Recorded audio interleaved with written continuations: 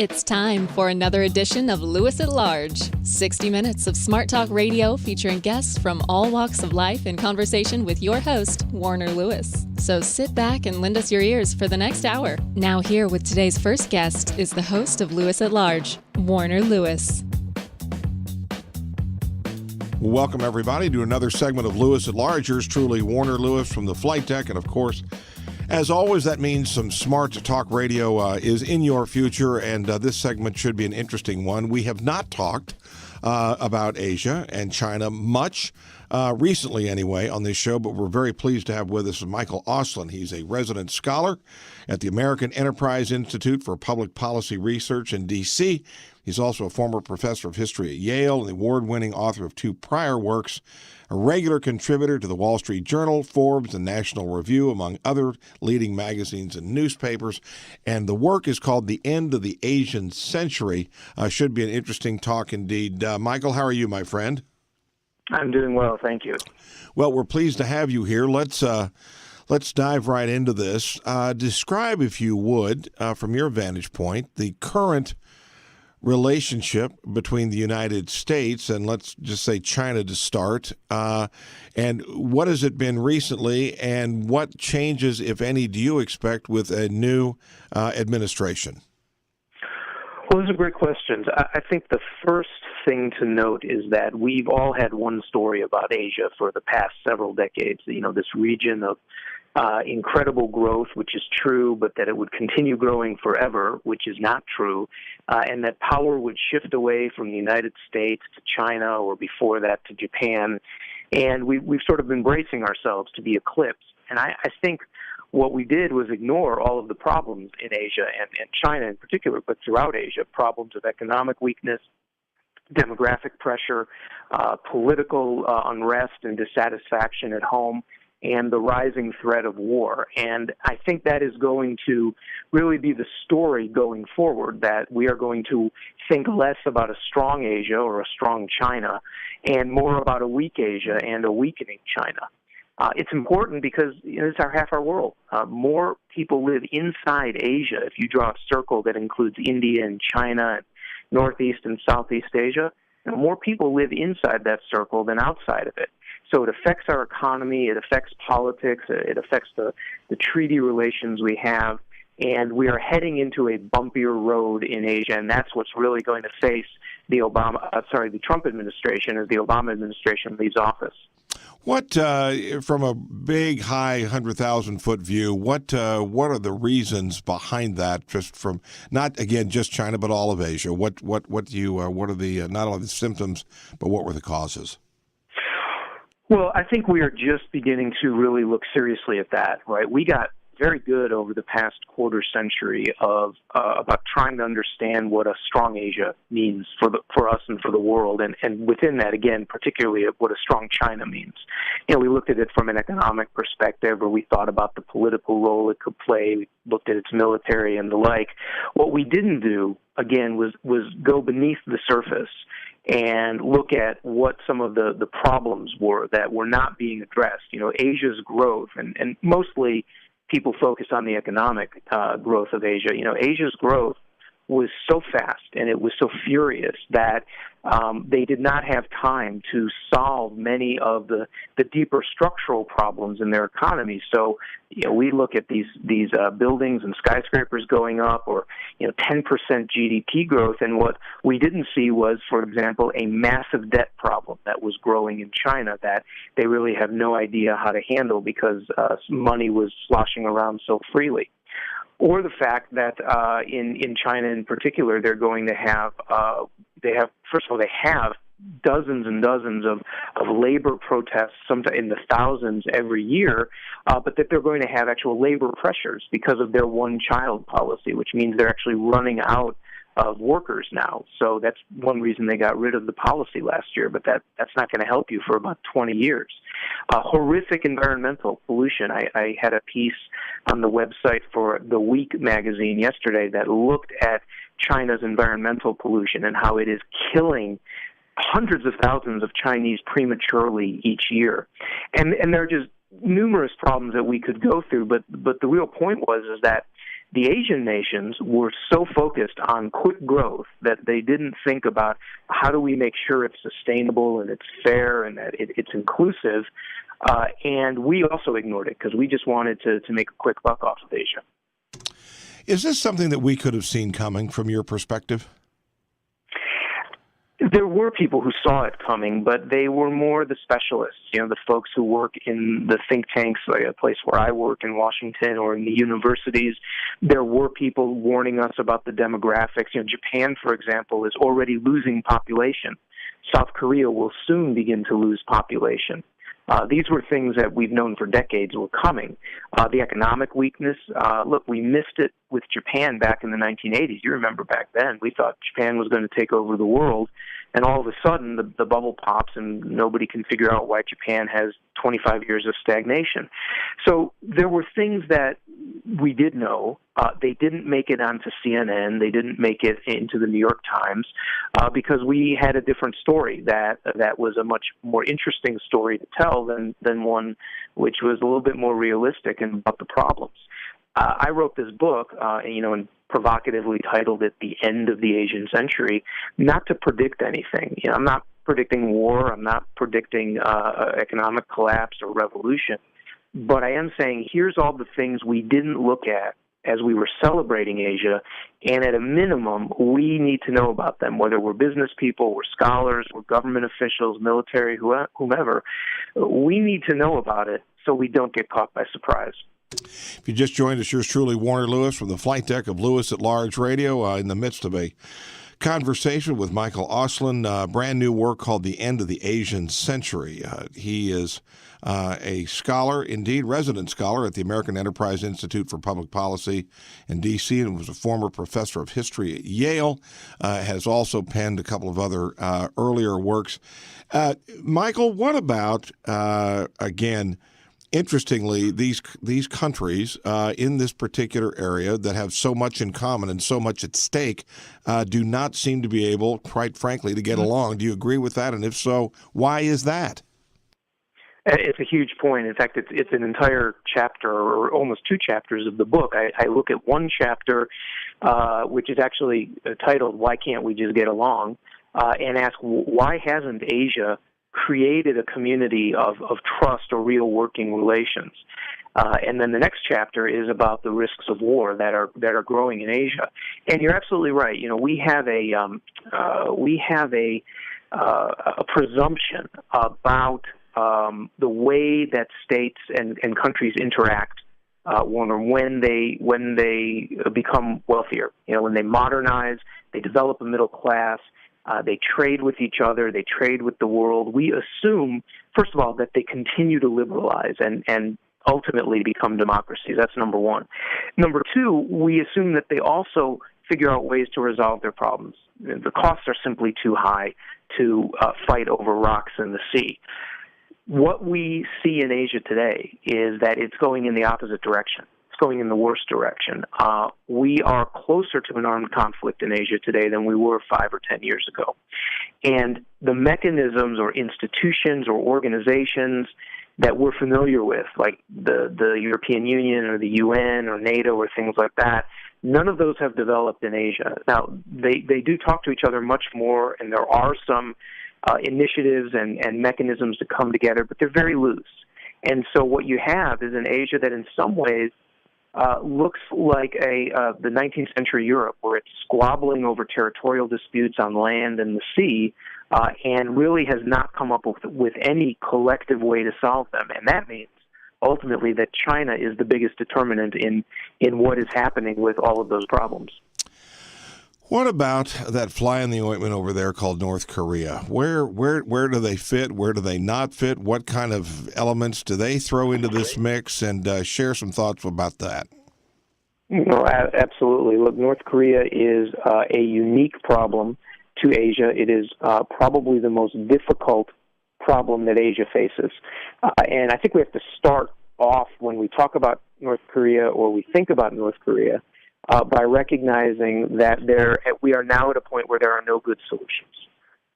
It has been a bipartisan failure of multiple U.S. administrations, Clinton, Bush, and Obama, to get us to the point where we have essentially a nuclear North Korea with an intercontinental ballistic missile.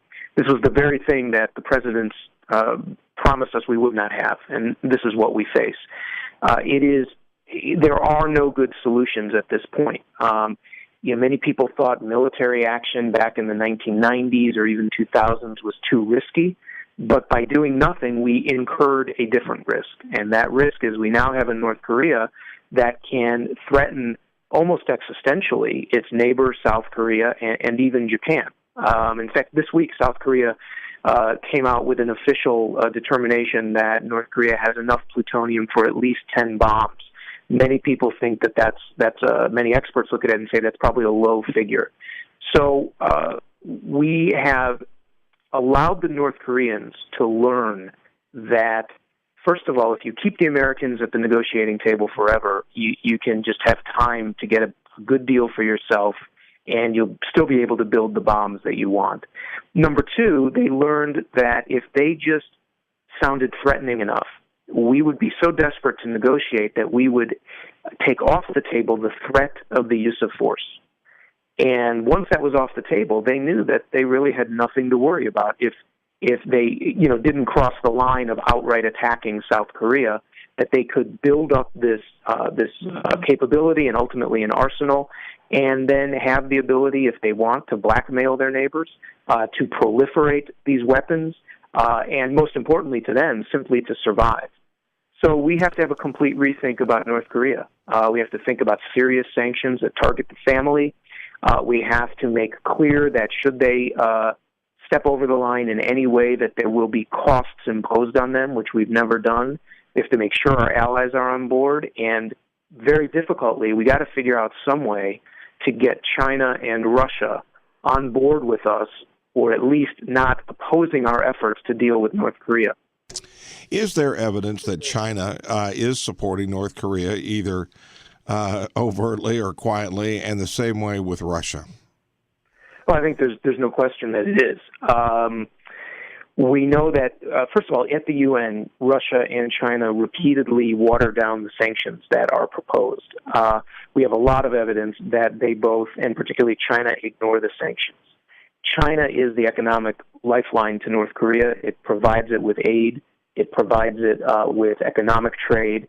It would be very difficult for the North Korean regime to survive without China.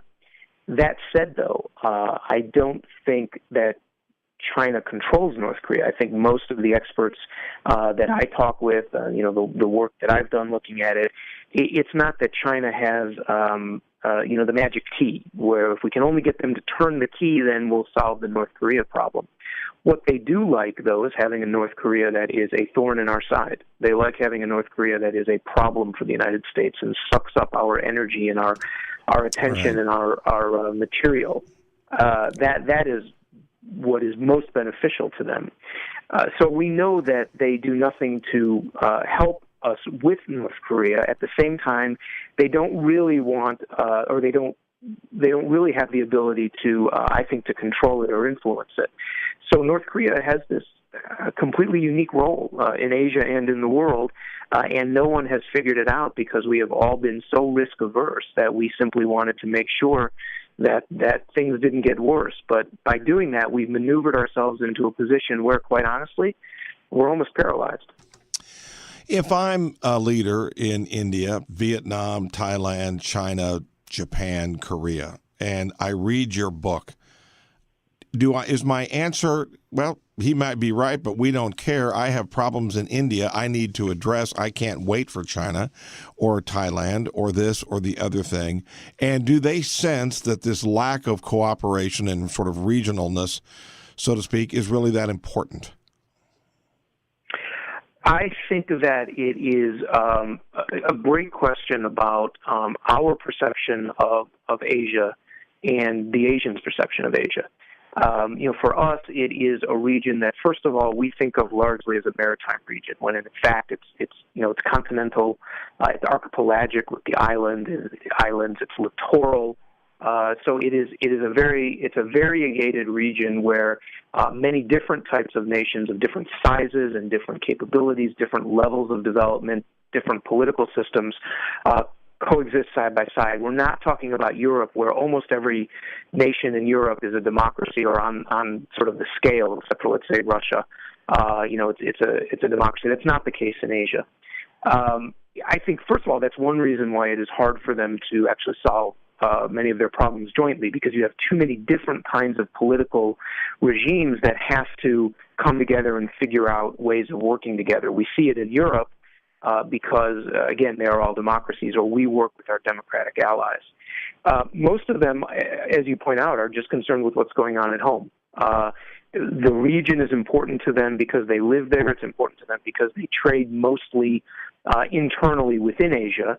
But the idea that, we sort of have, why don't you have a UN or why don't you come up with a European Union type scheme in Asia is sort of beyond the point for them. It is exactly as you note, it is the problems at home that have to be dealt with.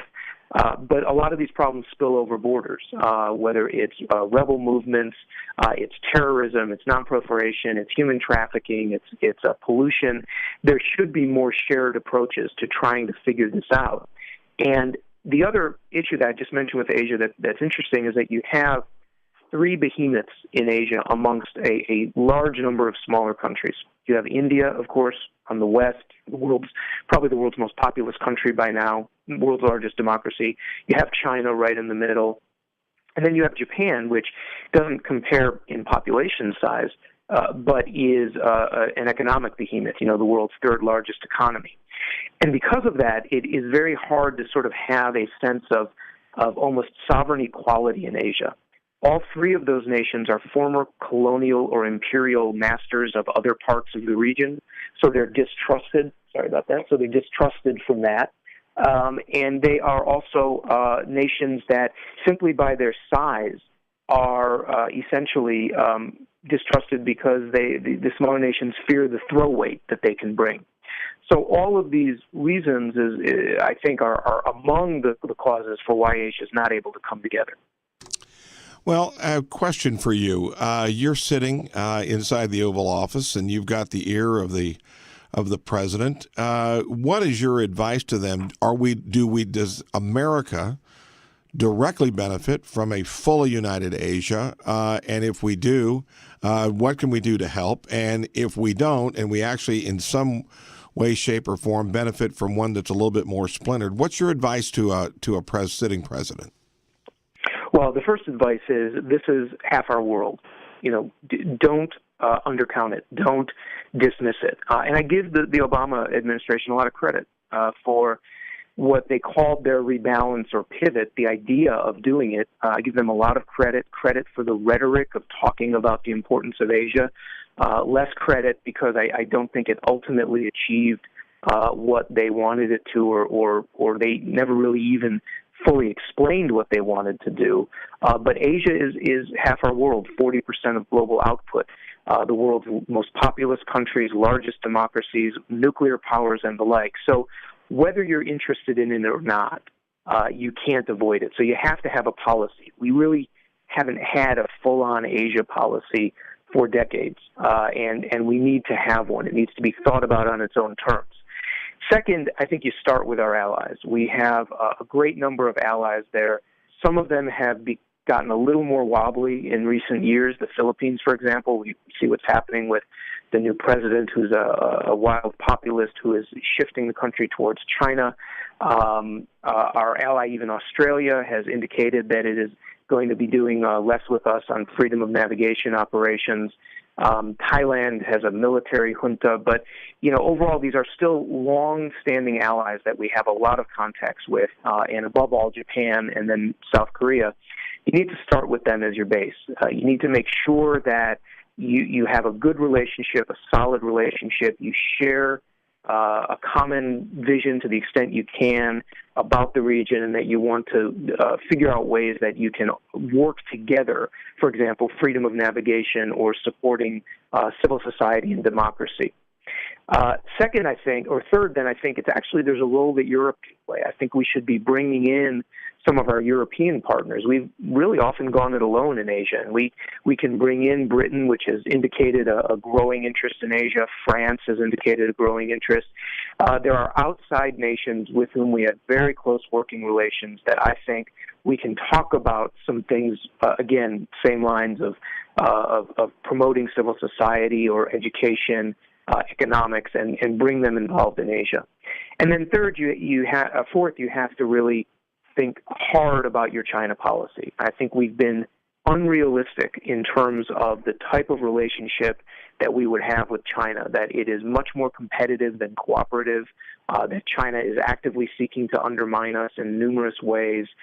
And we need to rethink about how we're going to be dealing with China, because if we just assume that they really see Asia the same way we do, or that we have a problem, but we'll be able to work through it, I'm not really sure that's the case. And if you've misread China, then it's going to be very difficult to be effective in Asia.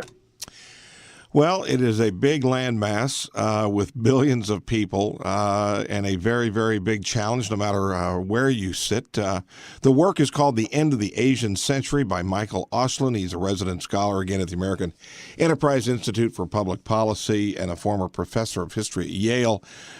Michael, how can people pick up a copy of the book and find out a little bit more about some of the work you've done? Well, I appreciate that. It is on Amazon, so you can get it off of Amazon. Certainly, the bookstores around Lawrence and the area, if you call the University Bookstore or others, they should be able to get it.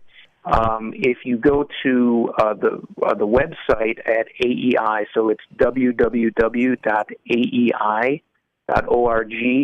and you put in my name, Auslin, you'll come up with my page with all of my writings. And we're also on Twitter, Michael Auslin on Twitter, and End of Asia on Twitter. Pardon me. So a couple of different ways to take a look at the different things that we're doing to keep talking about this and trying to warn people that half your world, you got to pay attention to it. Just don't be surprised. Well, appreciate your insights and sharing time with us today, and would love to have you back on again in the future sometime. Happy to come on anytime. Thank you. You bet. We'll be back with more right after this on Lewis at Large.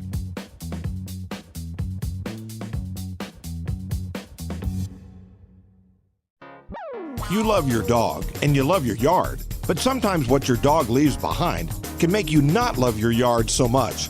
Well, when that happens, it's Call of Duty Pet Waste Removal Service to the rescue.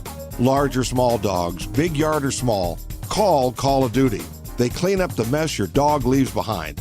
So if you're tired of cleaning pet waste from your yard, call Call of Duty, 764-7224. That's 764-7224. Prompt, effective, courteous services on the way. Your yard is left clean and waste-free. So don't waste any more time on waste. Call Call of Duty in Lawrence, 764-7224. That's 764-7224. Or visit their website, Call of Duty 2010.